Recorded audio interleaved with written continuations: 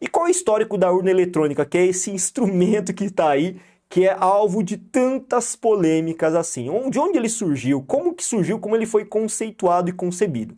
Bom, a gente tem algumas datas que é importante para você, estudante, saber, ter conhecimento. Pô, professor, eu não vou decorar essas datas. Não precisa necessariamente ficar decorando essas datas, galera, mas ter uma noção válida de décadas, de recortes de contexto histórico é muito importante para que você possa debater sobre esse tema, até porque isso faz parte até de um repertório sociocultural produtivo que você pode absorver para você desenvolver melhor uma redação. Em 85, gente, lá atrás, houve a primeira criação de um sistema informatizado com banco de dados de eleitores. Olha só que interessante isso.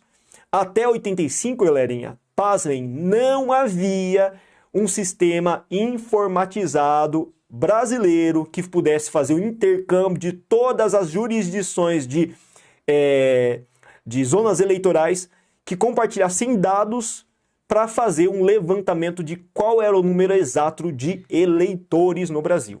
E a partir de 85, na verdade de 85 a 86, houve o primeiro projeto engajado pelo TSE, pelo Tribunal Superior Eleitoral, para fazer justamente esse levantamento informacional para que eles pudessem ter um banco de dados conjuntos que pudesse atuar no sentido de organizar melhor a questão das eleições e também diminuir as fraudes eleitorais. Afinal de contas, veja bem, se eu sei exatamente quantos eleitores eu tenho em cada zona e seção eleitoral, eu evito que haja fraudes no sentido de depositar votos a mais para determinada zona, a mais do que essa região comporta de eleitores.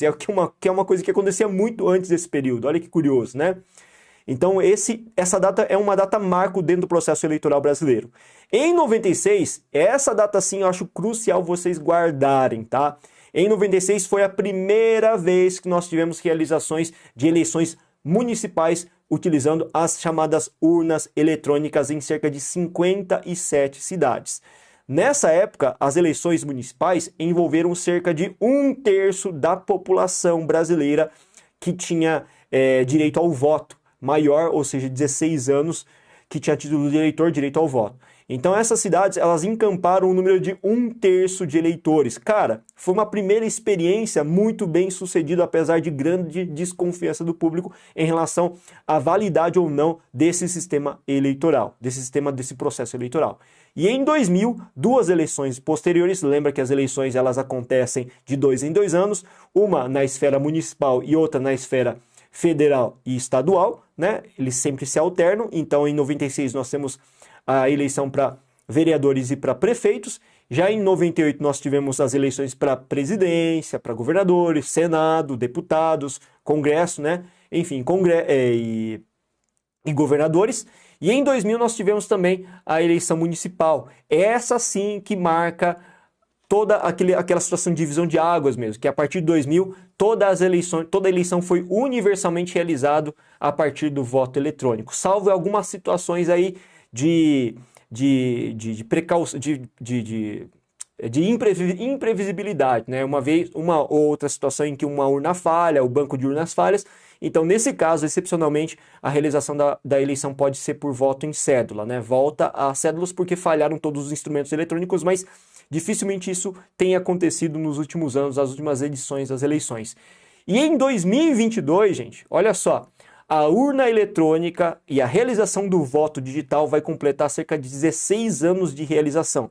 16 anos de realização sem nenhuma fraude cabalmente comprovada. Que fique aqui muito claro que eu falo de informações advindas do próprio TSE, do Tribunal Superior Eleitoral. Segundo o Tribunal Superior Eleitoral, hoje presidido pelo Luiz Roberto Barroso, não houve na história da utilização da urna eletrônica, 26 anos no ano que vem, edição de eleição do ano que vem, não houve sequer um único caso comprovado de algum tipo de fraude eleitoral de acordo com a utilização dessa urna. São 26 anos que acabam corroborando muito da eficiência desse processo eleitoral